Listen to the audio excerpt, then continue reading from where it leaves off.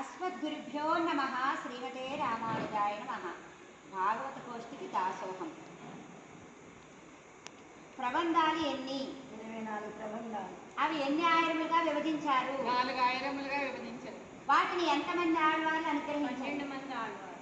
చరమ పరమ నిష్ట కలిగిన ఆళ్వార్లు ఎంతమంది? 2. వారు ఎవరు? మధురకవి ఆళ్వారు, శ్రీ ఆండాళ్.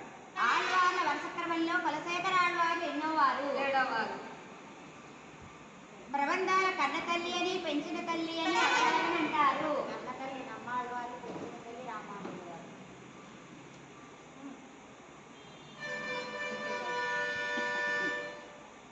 యామనాచార్యులు భగవద్ రామానుజులకు తిరుముడి సంబంధమా తిరువడి సంబంధమా? తిరుముడి సంబంధం. ఆళ్వార్ల వరుస క్రమంలో కింద నుంచి నమ్మాళ్వారు ఎన్నో వారు? 8వ వారు.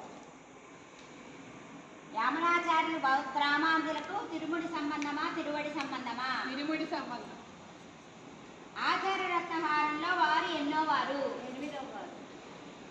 భగవద్ రామానుజులకు ఈ స్వామి నందియర్ గారుల మధ్య ఎంతమంది ఆచార్యులు ఉన్నారు? 2 ఆచార్యులు.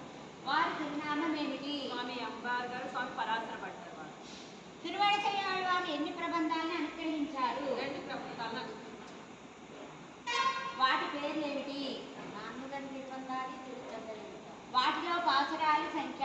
తిరుచంద విరుత్తంలో 120 పాసురాలు, నాన్మొగం తిరువందాదిలో 96 పాసురాలు. ఆచార్య రత్నహారంలో మొదట చివర మధ్యనున్న ఆచార్యుల తిరునామం ఏమిటి? మొదట పెరియ పెరుమాళ్ళు రామానుజుల వారు, పర్వతములు శ్రీమద్ పర్వతములు. మొత్తం ఎంతమంది ఆచార్యులు? 18 మంది. ప్రబంధాల లెక్కలోకి వస్తుంది కానీ పాసురాల లెక్కలో రాని ప్రబంధం ఏమిటి? రామానుజ నౌతందాది. దాన్ని రచించిన వారు ఎవరు? తిరువాలై ఏ ఆయిరంలో ఉన్నది? మొదలాయనంలో. అందు ఎన్ని ప్రబంధాలు? 10 ప్రబంధాలు. దానిలో ఎన్ని పాసురములు ఉన్నవి?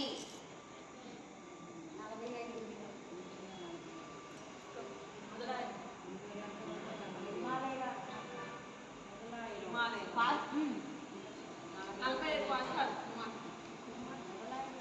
మొదలాయనంలో 907. 947 పాసురాలు ఉన్నాయి. పాసురాల సంఖ్య ఎక్కువగా ఉన్న ఆయిరం ఏది? ఏ ఆళ్వారిని ఎక్కువ పాసురాలను అనుగ్రహించారు? తిరుమంగయ్య ఆళ్వారు.